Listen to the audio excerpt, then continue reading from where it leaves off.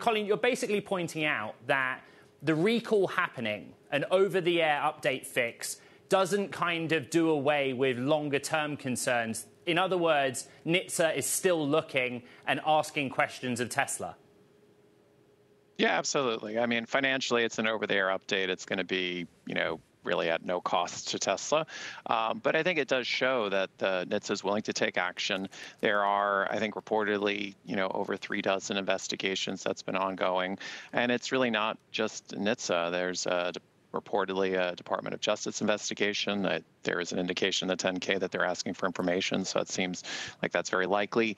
And there's the SEC reportedly might be investigating again. So there's just a lot of those risks out there, and I think Tesla investors need to keep that in mind. I mean, autopilot is extremely important feature that's a competitive advantage for Tesla. And if there's regulations that limit its use or pull back functionality, that's clearly going to be a concern for the stock.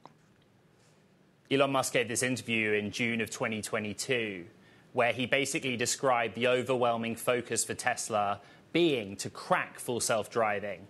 And he said it's essential because really the difference between Tesla being worth a lot of money and being worth zero is their success on FSD beta. Do you model that into your price targets? Do you agree with kind of that thesis on how Tesla should be valued? Not really. I mean, I think he's kind of already walked back some of those targets, right? It's become very clear across the board, I mean, across all the different autonomous startups, that to get to full autonomy is very challenging.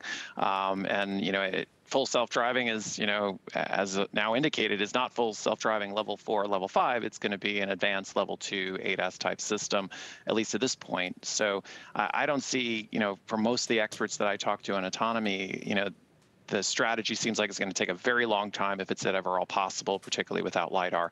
So I actually don't put a high probability of anything near term on true full self-driving the way people are thinking about. Could that, massively change the valuation? Absolutely, if they could deliver it. I just don't think the technology's there yet. As you heard at the top of the show, Tesla is considering a bid for battery metals miner Sigma Lithium. A source told me earlier it's just one name that Tesla's looking at. So clearly, Tesla's looking at supply chain, right, on the battery side. On March the 1st, we will get Master Plan Part 3, which, a part of, we understand, will be how to scale beyond Tesla's current level. What are your expectations for what we'll learn from Elon Musk and co.? Yeah, I mean, I think if you look at what's happening with Tesla, right, I mean, we've had, it seems like there were clear signs that demand was softening. We've had this massive price cut that spurred the demand. The question comes is how long does that price cut keep demand going? And so you actually need to kind of start to get line of sight to what's the next driver. And so I think at the Investor Day, the key event is going to be focused around, understanding, what I think they've talked about is their sort of Gen 3 model. I'm guessing, and I think most people are guessing, that's going to be a lower price model.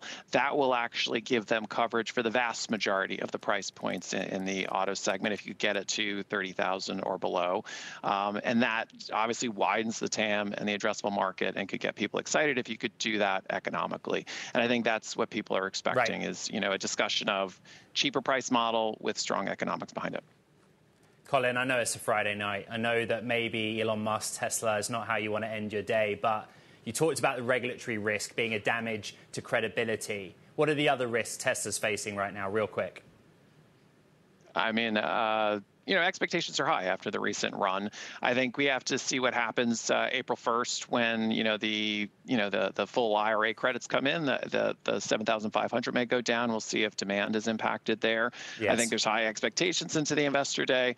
And yeah, I mean, I think it's probably going to be longer term for you're seeing some sort of regulatory action that might be more aggressive than what we saw yesterday, but still remains a long-term risk that investors shouldn't forget about. I mean, maybe it'll all blow over, but it's still something to consider.